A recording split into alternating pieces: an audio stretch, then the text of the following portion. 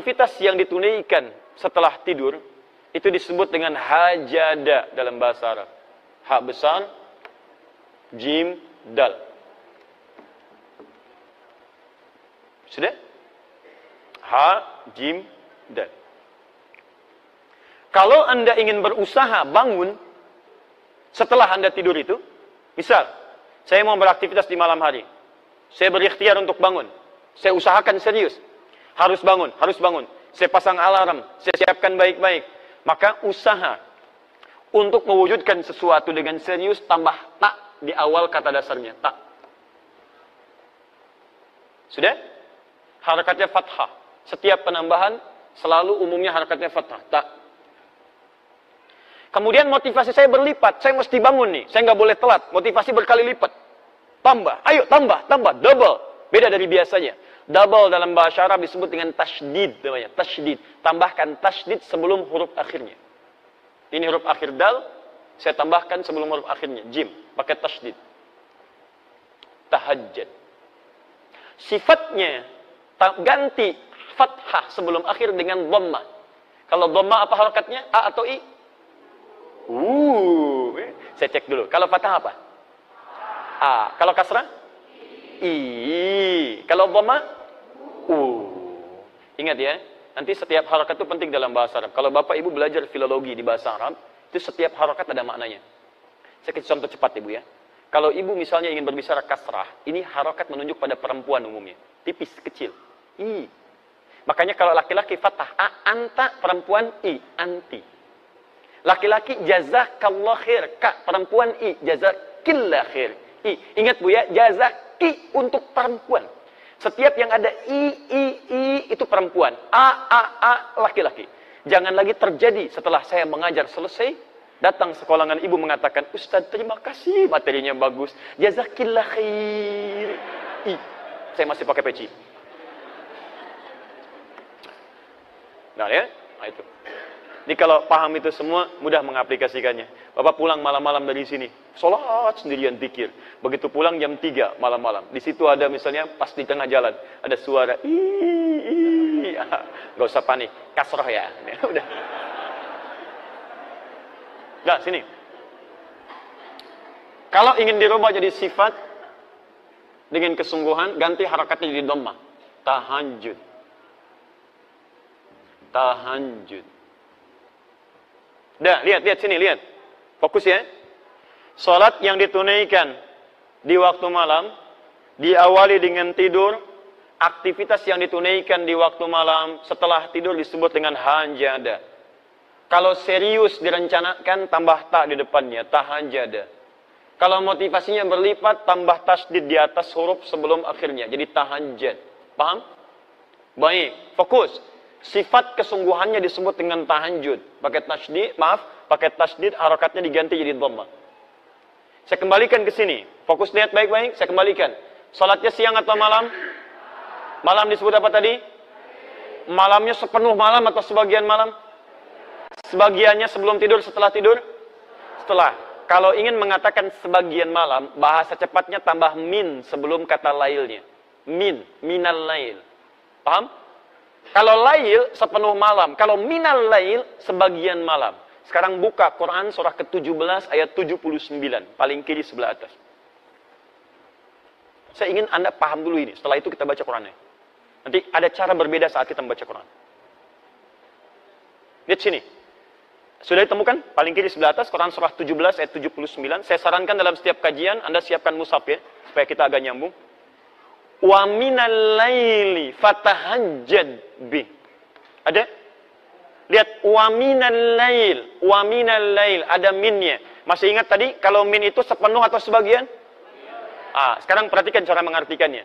Wa minal lail, kata Allah, dan dari sebagian malam itu.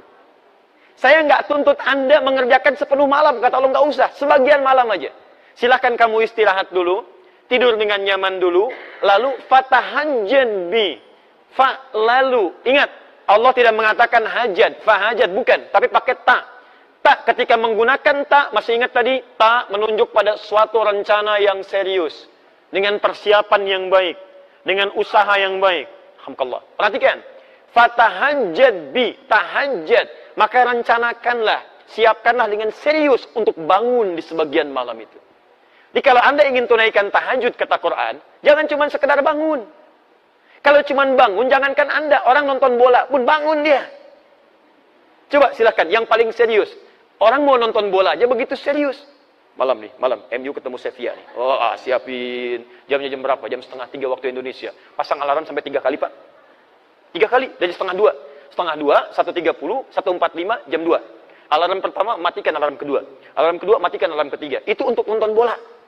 Hasilnya kosong-kosong. Ya. Dan saya nggak nonton, nggak ada kerjaan. Ya. Fokus lihat sini, lihat. Jadi ada orang yang untuk aktivitas dunia saja, dia begitu serius. Makanya Allah tantang kita, hei kamu, kenapa untuk mengejar akhirat kamu tidak serius? Kenapa cuma sekedar bangun? Kalau pengen tahajud, kamu siap-siap dulu, rencanakan jam berapa mau bangun.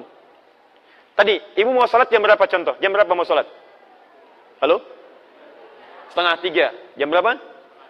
2:30, 2:30. Kalau Anda mau sholat jam 2:30, berarti kan mustahil bangunnya jam 2:30.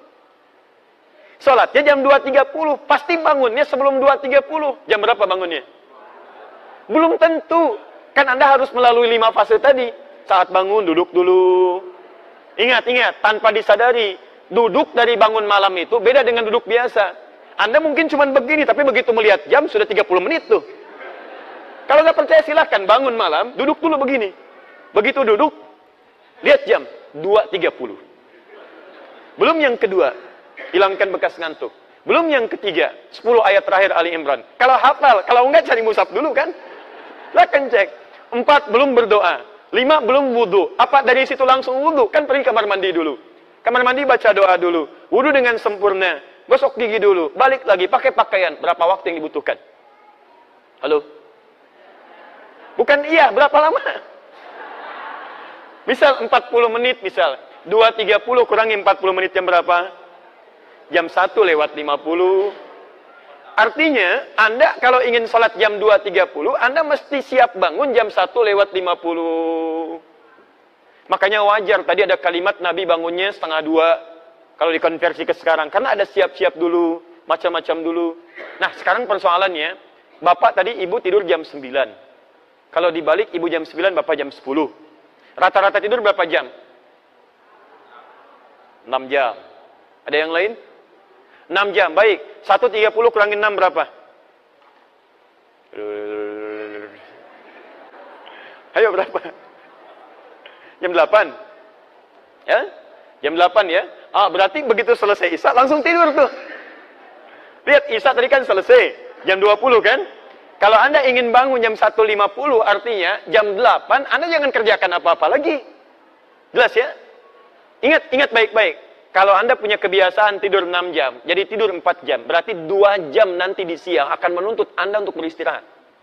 Karena metabolisme tubuh kita akan menyesuaikan, menuntut kita untuk meminta waktu itu. Karena itu kita harus konsisten. Kebiasaan Anda tidur berapa jam? 6 jam. Saya mau bangun jam 1:50, untuk sholat jam 2:30. Artinya, kurangi 6 jam di situ, ba'da Isya, selesai, kemudian langsung istirahat pada waktu yang ditentukan. Jelas? Baik, fokus.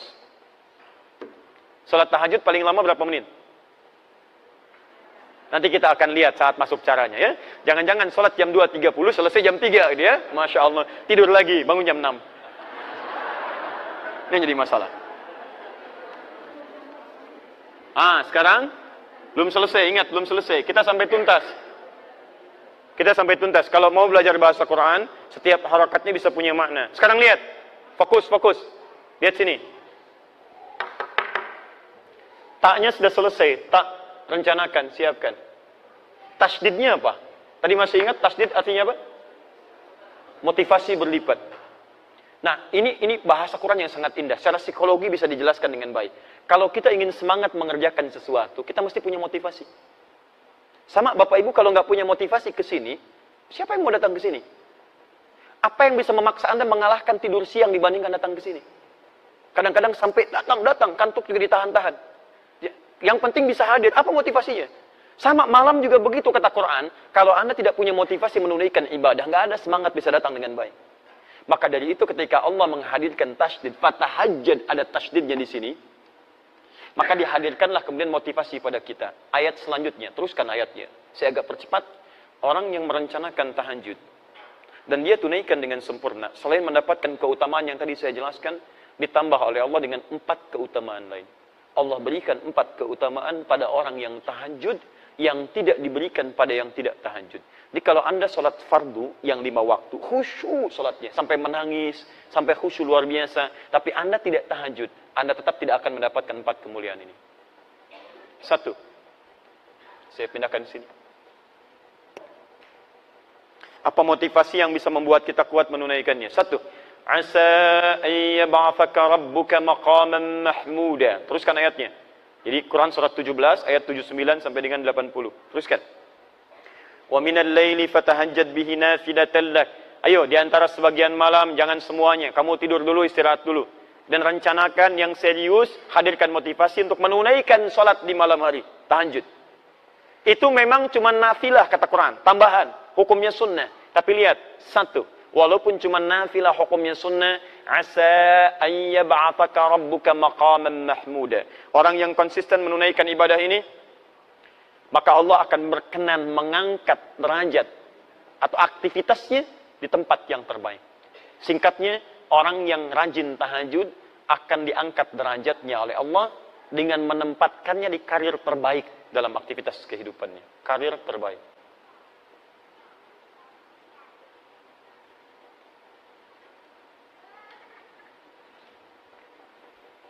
Jadi ada maqam mahmuda, itu berbeda. Kalau maqam, itu sifatnya umum.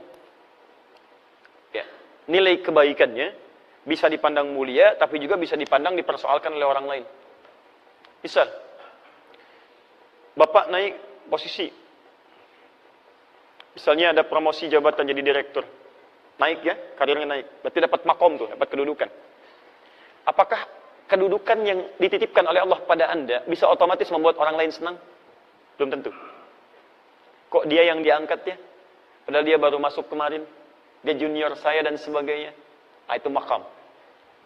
Tapi ada yang kedua. Begitu orang ini diangkat, semua mengatakan memang dia yang layak untuk mendapatinya. Dia yang layak. Sulit bagi orang mempersoalkannya. Mau cari celah nggak bisa. Karena semuanya sudah menutup celah-celah keburukannya. Bagus tuh. Nah, itu yang disebut dengan maqam mahmuda. Susah. Mau dihapus saja susah. Mau dibolak-balik papan tulisnya nggak bisa tuh. Ya. Pas di situ. Misal, itu maqaman mahmuda. Nggak apa-apa. Sudah? Baik, jadi orang yang rajin tahajud, ini nasihat saya. Orang yang rajin tahajud, ditunaikan dengan benar, maka hal pertama yang Allah anugerahkan kepada kita, apapun aktivitasnya, Allah akan tempatkan di tempat yang terbaik dalam kehidupannya. Misal, kalau Anda misalnya pengusaha atau berbisnis atau apapun dalam kehidupan, termasuk ibu misalnya beraktivitas, maka Allah akan tempatkan di tempat terbaik menurut Allah, bukan menurut manusia. Kalau menurut manusia begini, posisi yang terbaik, manajer atau direktur? Bu, oh ibu langsung direktur itu ya. Baik. Direktur, alhamdulillah. Sekarang pilih mana bu? Direktur gajinya misalnya, taruhlah 200 juta sebulan. Tapi maaf, kesulitannya meningkat. Sulit sholat, banyak rapat, ya, kemudian mohon maaf, aktivitasnya jadi melebar, ya, aktivitas bahkan dekat dengan maksiat. Kalau dulu misalnya, ya, mohon maaf ya, mainnya tenis, sekarang sudah golf, ya, yang dilihat sudah lain, yang dipukul sudah lain, yang nemani sudah lain. Kalau dulu yang ngantar-ngantar bawa mapnya laki-laki, sekarang direktur, sekretarisnya perempuan, misal. Atau manajer, gajinya beda sedikit lah, 100 juta misalnya. Sholatnya enak, nyaman. Jumatan juga nyaman, masih bisa ikut tausiah. Aktivitas bisa menghindar dari banyaknya maksiat. Ibu pilih mana sekarang, manajer atau direktur? Ah, sudah. Baik, ganti lagi Bu, ganti supaya paham betul. Manajer dengan pegawai biasa. Manajer levelnya gaji 100 juta. Masya Allah, tapi sholat susah, Jumatan susah, pengajian susah. Baik, peluang maksiatnya tinggi, gaulnya itu sudah mulai meningkat. Pegawai biasa, turunkan, gaji cuma 1 juta. Sholatnya enak, nyaman. Jumatan bisa, taklim lancar, maksiat tertinggalkan. Ah, ibu pilih mana? Manajer 100 juta, potensi maksiat tinggi, pegawai biasa 1 juta dekat dengan Allah. Ayo.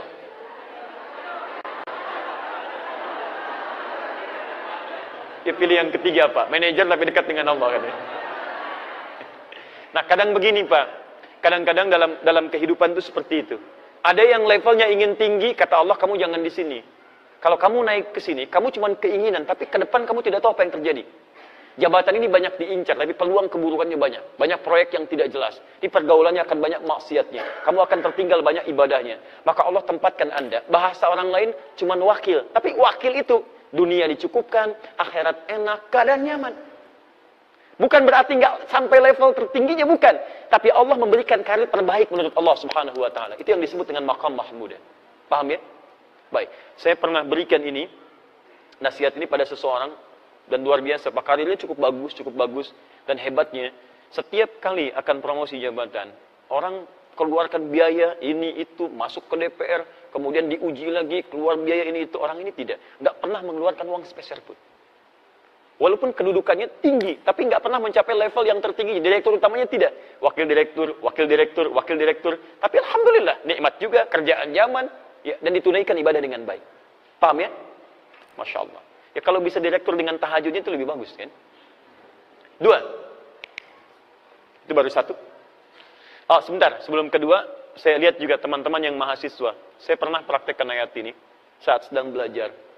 Itu Masya Allah itu ya. Ada perbedaan. Saran saya, kalau Anda masih belajar, juga kita beraktivitas, tolong jangan tinggalkan tahajud. Akan ada bedanya. Semua orang-orang pintar, orang-orang hebat, termasuk tokoh-tokoh kita. Ya, mohon maaf, pendahulu-pendahulu kita. Orang-orang hebat, luar biasa. Pendiri negeri ini, itu demi Allah saya katakan. Mereka hampir tidak pernah meninggalkan tahajud. Anda kenal Jenderal Sudirman? Kenal di mana? Luar biasa. Itu Masya Allah. Ya. Beliau ketahanan hidupnya luar biasa, bergelir ya, sebagian dari tubuhnya, bagian organ pentingnya sudah hilang. Tapi tahukah Anda, kalau beliau senantiasa berzikir di hadapan Allah Subhanahu wa Ta'ala, bangun malam menunaikan ibadah, berdoa dengan baik dan sebagainya, bagaimana anugerah Allah kepada beliau? Kiai Haji Agus Salim menguasai berapa bahasa, diplomat paling ulung, beliau menjaga syariat, bagaimana bangun malamnya? Silahkan cek. Para pendahulu kita luar biasa. Saya tidak mengambil contoh di luar supaya menghidupkan kebiasaan di bangsa kita. Sekarang kita butuh orang baik. Yang pintar sudah banyak. Berapa banyak ahli hukum yang dihukum? Banyak. Berapa banyak ahli ekonomi yang belum bisa mengangkat ya kehebatan ekonomi kita?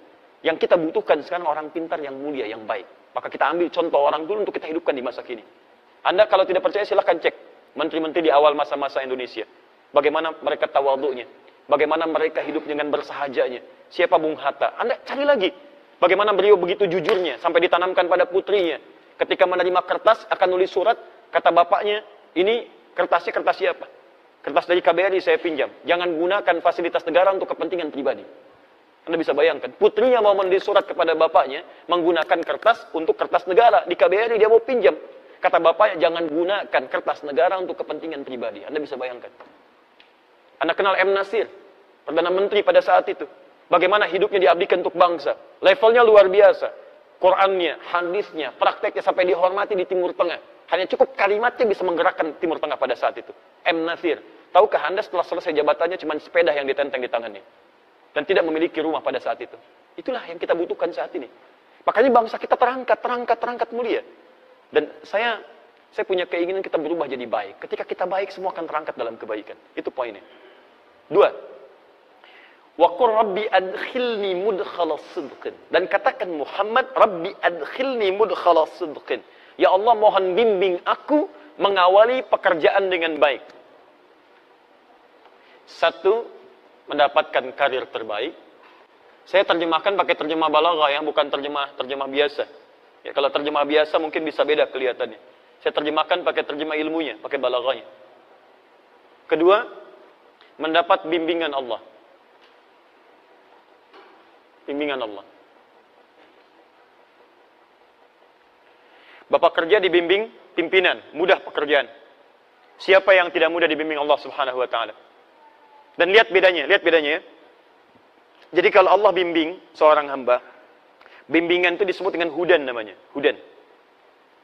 Ada yang sifatnya meningkatkan keimanan, jadi iman semakin kuat. Punya kecenderungan untuk mendekat pada Allah. Contohnya Quran, surah ke-18, ayat ke-13, untuk para pemuda. Ada pemuda yang dibimbing Allah, meningkat keimanannya. Disebut dengan Ashabul Kahf. Innahum fityatun amanu birabbihim wazidnahum huda. Ya, ada pemuda yang keimanannya bertambah karena mendapat petunjuk Allah Subhanahu wa Ta'ala. Ada kedua, hudan di situ adalah bimbingan untuk meningkatkan ibadah. Ada perubahan dalam hidup, seakan-akan sekarang ingin rajin ibadah. Dulu cuma salat fardu sendirian, sekarang pengen berjamaah, pengennya di masjid. Dulu jarang baca Al-Quran, sekarang pengen baca Quran, bahkan pengen menghafal, pengen sedekah, pengen puasa sunnah. Itu juga hudan yang kedua. Dalilnya di Al-Baqarah ayat 2 sampai dengan ayat yang ke-5-nya. Dzalikal kitabu la raiba fih hudan lil. Ketika hudan disebutkan pada muttaqin, apa bentuknya? Peningkatan amal saleh. Alladzina yu'minuna bil ghaib wa yuqimunas shalah wa mimma razaqnahum yunfiqun, dan seterusnya ayat. Ada hudan yang ketiga, ini yang paling dahsyat. Bimbingan Allah dalam semua level kehidupan. Bahkan bimbingannya nempel begini. Perhatikan sini. Ini apa? Ini apa? Mic. Spidolnya di mana? Di atas mic. Sekarang spidolnya di mana? Di atas mic. Dua-duanya di atas. Perbedaannya apa? Menempel dengan tidak. Kalau seperti ini, kita katakan dalam bahasa al-qalam fawqa mikrofon, fawqa mukabbirus shaut. Spidol berada di atas mikrofon. Tapi kalau kita katakan begini, kalimatnya berubah. Al-qalam ala mikrofon. Ala. Spidol berada di atas, nempel dengan mikrofon. Perhatikan, kalau saya taruh di atas begini menggantung, mikrofonnya saya geserkan begini, tetap ininya menggantung kan? Menggantung, menggantung, menggantung. Kalau saya terpisah jauh berarti sudah terpisah dari sini kan? Lihat sini. Ini di atas. Saya geser sini, ini masih di atas. Saya geser sini, masih di atas. Tapi kalau saya geser begini, sudah terpisah. Tapi kalau begini, mau digeser kemanapun, ikut dia. Ada orang-orang yang menempel dengan bimbingan Allah Subhanahu wa Ta'ala. Nempel. Di kemanapun dia berada, bimbingan Allah menyertai dalam kehidupan. Ala. Bimbingan disebut hudan, pedoman. Yang menempel disebut dengan ala. Quran surah kedua, ayat yang kelima. Paling kiri sebelah bawah. Ulaika ala hudan. Bukan fauqa hudan. Ala hudan min rabbihim. Ada orang-orang yang berikhtiar mengerjakan amalan-amalan sampai melekat padanya bimbingan Allah Subhanahu wa Ta'ala. Siapa di antara orang-orang itu? Kalau ingin jalan pintas, dekati Allah lewat tahajud. Asa ayyab'atsaka rabbuka maqaman mahmuda wa qur rabbi adkhilni mudkhalas sidqin. Ya Allah, mohon masukkan aku dari tempat awal yang baik. Maksudnya bimbing saya setiap mengerjakan aktivitas. Bukan cuma bekerja, Pak, bukan cuma belajar, bukan cuma di rumah tangga, Bu. Lihat sini. Bukankah kita saat bangun tidur mata mulai melihat? Ada orang yang ketika melihat langsung dibimbing oleh Allah bagaimana cara melihat yang baik. Makanya mata orang yang dibimbing oleh Allah tidak akan pernah melihat yang tidak baik. Begitu melihat yang tidak baik, dia palingkan. Coba Anda saat bangun tidur apa yang dilihat? Hah? Belum tentu, bisa handphone. Lihat, oh ada WA masuk nggak malam ini? Baru bangun sudah handphone yang dilihat. Apakah ketika Anda melihat handphone semua gambar di situ baik-baik? Ada iklannya, ada yang tidak baiknya. Begitu Anda melihat yang tidak diperkenankan oleh Allah, begitu dilihat, Allahu Akbar, astagfirullah, sudah, cari, palingkan. Anda di jalan, berapa banyak gambar-gambar yang terbuka auratnya, gambar yang tidak baik. Kalau mata kita dibimbing oleh Allah, seketika kita palingkan. Dan hebatnya nanti, mata ini akan senang pada yang mulia saja. Melihat orang sedang baca Quran, kapan saya bisa membaca seperti itu? Melihat orang ikut ta'lim, ya Allah, saya belum ada kesempatan. Ya Allah, dekatkan saya pada tempat yang mendekatkan saya pada ta'lim. Terus, dan indah.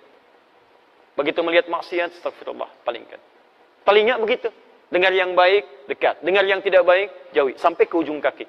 Dan hebatnya, Pak, ini. Terutama tangan. Mustahil bisa berbuat maksiat. Anda bekerja, pertanyaan saya, berapa kali organ tubuh kita berbuat maksiat dalam hidup? Ibu sih judulnya taklim, tapi berapa kali dalam taklim membicarakan orang lain? Saya tidak, Ustaz, alhamdulillah, tidak seperti ibu itu tuh. Sama. Sama. Berapa kali pelaku taklim saling mencela satu dengan yang lainnya? Bikin status yang tidak baik. Jangan bicara yang umum-umum lah, yang taklim aja dulu. Katanya taklim, merubah diri lebih baik. Tapi kenapa setelah taklim jadi semakin tidak baik? Orang dulu jahiliyah banyak bertengkar, setelah taklim rukun. Aus dengan Khazraj 120 tahun, dendamnya kesumat tuh, luar biasa. Sampai turun Quran melukiskan bagaimana dendam mereka. Kalau disediakan materi semuka bumi untuk mengupas itu, menjadikan mereka nyatu kembali, kata Quran nggak akan bisa, saking kesumatnya dendamnya. Turun Quran surah ke-8 ayat ke-63. Lau anfaqta ma fil ardi jami'a ma alafta baina qulubihim. Kalau engkau infakkan semua yang kau miliki di bumi, nggak akan bisa nyatukan mereka. Tapi apa yang terjadi? Allah yang menyatukan mereka dengan risalah Al-Quran. Diajarkan oleh Nabi, dipersatukan lewat sunnah Nabi. Quran, sunnah yang musuhan 120 tahun bisa selesai pada saat itu. Anda baru ikut ngaji Quran, sunnah, 12 menit langsung mencela orang lain. Kenapa? Apa yang salah gitu? Coba cek lagi teman-teman sekalian. Dikembalikan. Quran itu membuat kita lembut. Kalau memang buruk, wajar untuk dicela. Keburukan wajar dicela. Tapi celaan itu menghadirkan kebaikan dalam kehidupan. Bukan penjauhan. Assalamualaikum. Besok aja ya. Besok aja. Kok nggak dijawab? Beda manhaj. Ya, tapi kita tidak perlu mencela orang lain. Artinya ada evaluasi untuk kita semua. Antum jangan mencela juga. Kalau mencela apa bedanya? Apa bedanya? Di celaan jangan dibahas dengan celaan. Ada celaan kita doakan dengan baik. Kita ajak dalam kebaikan, ajak dengan kelembutan. Dan jangan paksa orang. Tugas kita hanya mengingatkan, bukan memaksa. Nabi saja turun ayat, fadzakir innama anta mudzakir. Muhammad ingatkan, tugas kamu mengingatkan. Lasta alaihim bimusaitir, bukan paksa orang. Jadi kalau kita bukan Nabi paksa orang, artinya ada yang salah dalam kehidupan kita. Paham ya? Halo, kenapa jadi muram begini? Tiga. Saya sederhana. Kalau ada yang kurang baik dari saya, tinggalkan. Ada yang baik, silahkan ambil. Dan saya pun tidak paksa. Kalau ada bermanfaat, silahkan. Tidak baik, tinggalkan. Cari guru yang lain yang lebih baik mengajarkan, insya Allah. Sehingga hati kita tenang. Jangan sampai belajar, tapi hati nggak tenang. Ya. 3. Wa akhrijni mukhrajas sidqin. Diberikan solusi terbaik saat ada persoalan. Solusi terbaik. Masya Allah. Luar biasa. Tidak ada orang yang tidak punya masalah dalam kehidupan. Semuanya punya masalah. Tapi ada orang-orang yang sebelum mendapatkan masalahnya, sudah diringankan masalahnya oleh Allah Subhanahu wa Ta'ala. Bukan nggak punya masalah, masalahnya sama. Coba lihat, saya tadi barusan mau ke sini Pak Bu. Macet Pak Bu. Kita lewat tol tadi, macet. Luar biasa. Dan bukan cuma saya mengalami kemacetan, banyak orang macet juga. Tapi apakah semua orang yang mengalami kemacetan punya sikap yang sama menyikapi kemacetan? Tidak. Ada yang saling klakson, ada yang ngosenggolan, ada yang saling berselisih dengan kata-kata. Ada yang saling macam-macam. Tapi tidak sedikit juga yang santai aja. Mau ngapain? Mengeluh juga tidak menyelesaikan persoalan.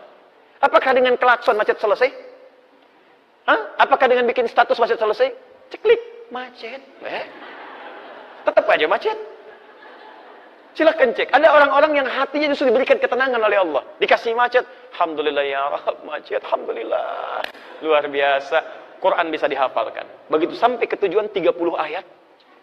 Bayangkan. Kalau manhaj diterapkan itu 10 ayat akhir Ali Imran, selesai itu. Ini sudah 1 tahun belum selesai. Apa butuh kemacetan tiap hari? Jelas ya? Jadi enak. Jangan dikira level ustadz gak punya masalah, banyak masalahnya. Kadang-kadang jangankan masalah pribadi, masalah jamaah, ya dipersoalkan juga. Silahkan cek. Bukankah kalau Anda banyak pertanyaan masalah diserahkan pada ustadz? Bukan nggak tinggal punya masalah, tapi ada orang-orang tertentu ketika Anda dekati Allah dengan sesuatu, Allah ringankan persoalannya. Itu janji Allah.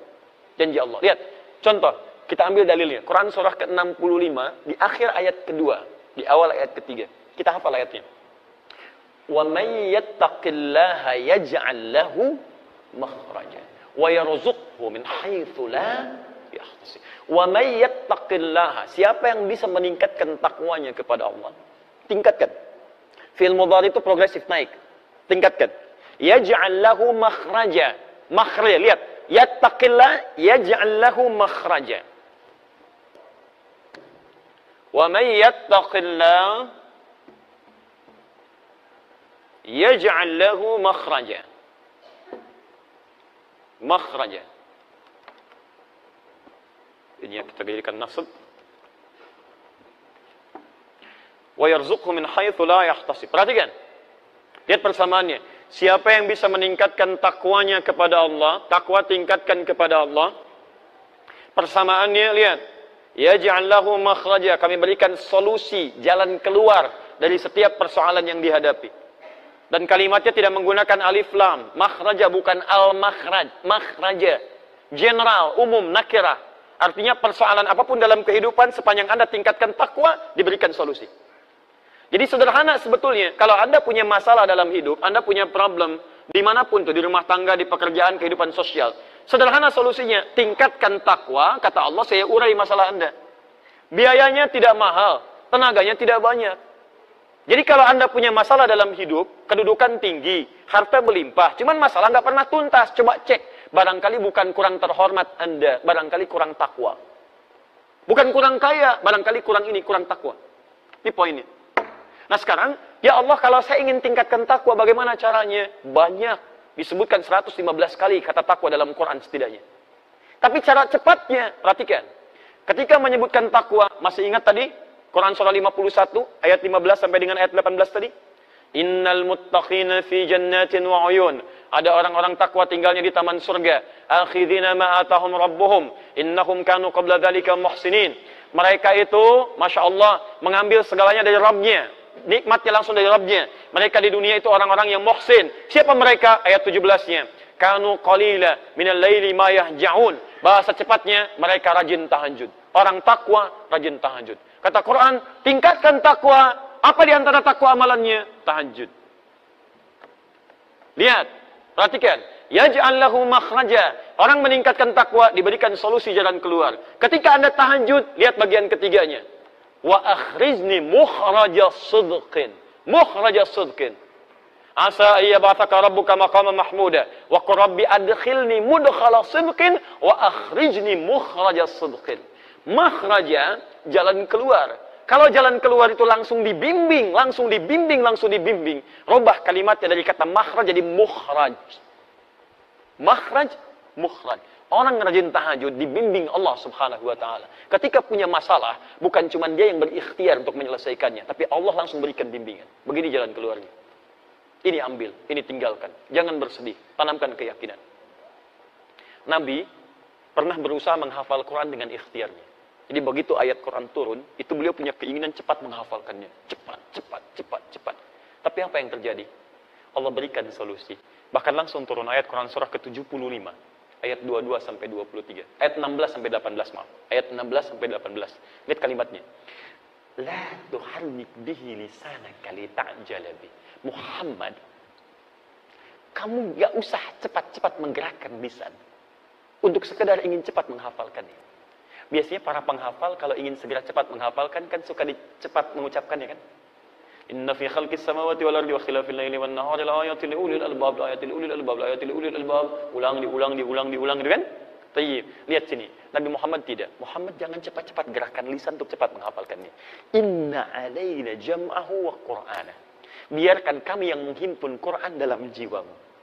Fa idza qara'nahu. Bagaimana cara menghimpunnya? Allah akan bimbing bacaannya. Jadi begitu dibacakan, dibimbing, fattabi' Qur'ana. Kamu ikuti saja bimbingan bacaan itu. Jadi ada orang-orang yang menghafal Qur'annya, bukan cuma dia berikhtiar menghafal, tapi Allah tanamkan bacaan Qur'annya. Jadi ketika dia baca ada bimbingan dalam jiwanya. Cepat seakan-akan mengalir begitu deras. Kami pernah ambil manhaj ini, diterapkan kemudian dan jadi buku, itu yang kita bahas setiap pekan, setiap Kamis malam Jumat lewat Akhir TV ba'da maghrib. Dan jadilah kemudian pedoman menghafal Quran dalam 30 hari. Sekarang Pak, ada perlomba-lomba orang menghafal Quran, bukan hitungan masa 2 tahun lagi. Ada yang 27 hari, ada yang 25 hari. Saya bermohon pada Allah, semoga Anda termasuk bagian darinya insyaAllah. Dan tidak cukup dengan amin. Mulai dulu menghafal. Mulai. Ya, ambil, kan kita sudah bagikan bukunya gratis itu ya. Lihat sini, fokus teman-teman. Apa amalan Nabi, sampai Allah berkenan memudahkan urusannya, gak usah capek. Apa amalannya? Ternyata salah satunya, bukankah Nabi orang yang paling kuat tahajudnya? Bukankah Nabi orang yang sampai bengkak-bengkak dalam rakaat pertamanya? Nanti saya bahas ketika sampai pada caranya. Dan ayat ini turun, Quran surah 17 ayat 79 sampai 80 ini, bukankah ayat itu diturunkan untuk mengisahkan peristiwa ditolongnya Nabi dalam pengepungan pada saat itu oleh 100 pemuda, pasukan khusus pada saat itu. Jadi kalau sekarang kita di komplek angkatan laut ada pasukan khususnya, yang hantu laut luar biasa, terbaik di dunia, Denjaka. Ya di Tasmen Jala Mangkara, kalau dulu itu misal seperti itu 100 orang. Pedang terhunus, jangankan manusia. Kata sejarawan mengatakan, ini hewan lewat ketahuan. Hewan saja. Bahkan mengatakan lalat itu datang sudah ketahuan. Dan Nabi SAW dikepung di dalam rumah itu. Jadi ini ada rumah, kediaman, di dalamnya ada 3 orang, Rasulullah SAW, Abu Bakar radhiyallahu ta'ala anhu, Ali bin Abi Thalib radhiyallahu ta'ala anhu. Dua-duanya orang terkasih Nabi. Dan tidak boleh memisahkan satu di antara keduanya. Karena dua-duanya dipuji Nabi, punya kemuliaan tingkat tinggi luar biasa. Abu Bakar, apa dibandingkan dengan kita? Hei orang-orang yang seringkali mencela Abu Bakar, apa faedah Anda di hadapan Abu Bakar radhiyallahu ta'ala anhu? Beliau itu menantu Nabi, mertua Nabi, sahabat Nabi. Dipilih oleh Nabi, menemani Nabi ke Madinah. Kalau bukan orang biasa, itu mustahil dipilih Nabi. Kenapa beliau yang dipilih? Dipilih Nabi, menemani Nabi. Orang yang pertama kali, termasuk pertama beriman kepada Nabi.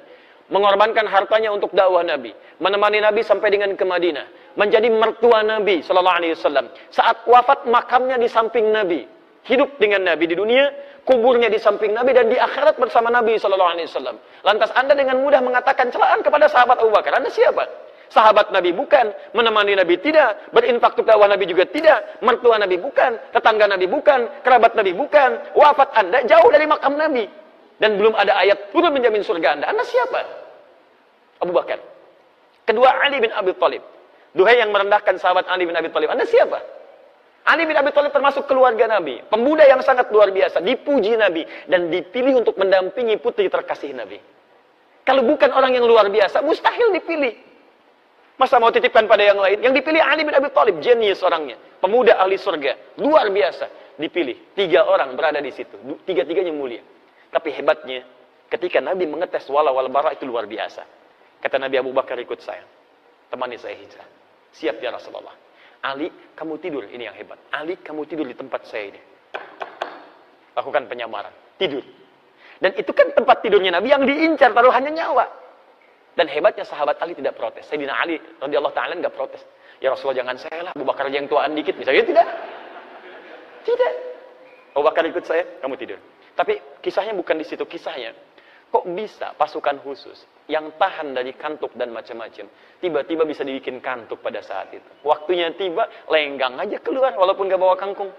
Silakan cek. Jalan keluar. Nabi SAW dengan sahabat Abu Bakar keluar dari situ, penjagaan 100 pemuda, pedang terhunus, tiba-tiba keluar begitu saja, ditutup pandangannya, ditutup. Apa yang bisa menyebabkan itu? Ayat-ayat yang turun tentang peristiwa tadi, diantaranya ayat-ayat tahajud. Wa akhrijni mukhrajas sidqin. Allah yang langsung bimbing Nabi keluar dari tempat pengepungan itu. Jadi kalau Anda, mohon maaf teman-teman sekalian, ayat ini turun, kalau kita ambil kaidah asbabun nuzul, al-ibratu bi umumil lafzi la bi khususis sababi. Hikmah dari ayat, hukumnya jangan dilihat dari asbabun nuzulnya, tapi dilihat dari keumuman makna ayatnya. Artinya, Allah ingin menyampaikan, kalau Anda sedang dikepung oleh persoalan kehidupan, membuat Anda tertekan, membuat Anda seakan-akan punya perasaan gelap, seakan-akan lemah dan sebagainya, ahli tahajud akan dilindungi oleh Allah Subhanahu wa taala. Tunjukkan pada saya pekerjaan mana yang Anda kerjakan gak ada saingan. Kadang-kadang Anda ingin menyingkirkan, menyungkurkan jahat terhadap Anda. Salah satu caranya, Anda bangun malam, dekati Allah Subhanahu wa taala. Kalau sudah dekat dengan Allah, siapa yang bisa mengalahkan Allah dan berani berperang dengan Allah Subhanahu wa taala? Paham ya? Terakhir. 4. Waj'alni min ladunka sultanan nasira. Saya mohon maaf ya, lebih sedikit dari 2:30 ya, untuk menyempurnakan ini dulu. Waj'alni min ladunka sultanan nasira. Dan mohon ya Allah, jadikan untuk saya pertolongan langsung darimu. Jadi kalau yang tadi dibimbing, diberi solusi, kalau yang keempat ditolong langsung oleh Allah tanpa perantara. Ahli tahajud mendapat perlindungan langsung dari Allah Subhanahu wa taala. 3 hilang, 1 datang. 1, 2, 3, 4. Karir terbaik, bimbingan dari Allah, solusi. Yang keempat, mendapat perlindungan dari Allah Subhanahu wa taala. Masya Allah. Kalau sudah seperti itu, apalagi yang disoalkan? Maka Anda semua akan mengatakan, kalau nggak percaya, lakukan dulu. Maka ketika Anda sudah mendapatkannya, Anda akan mengatakan, wa qul ja'al haqq wa zahaqal batil, innal batila kana zahuqa. Benar memang yang datang dari al-haq, sungguh benar dari Allah Subhanahu wa taala. Kebatilan akan hilang. Kebatilan dari perasaan saya, kebatilan dari pikiran saya, kebatilan dari tindakan saya, dan kebatilan yang datang dari banyak orang hilang semua dengan kedekatan kita bersama Allah Subhanahu wa taala. Jelas? Dulu ada slogan, bersama kita bisa. Ahli tahajud beda, bersama Allah kita bisa. Paham ya? Jangan dipotong video saya, mohon teman-teman di media sosial dan sebagainya. Ini khusus bahasan tahajud, bukan yang lain. Sudah? Jelas di sini? Baik.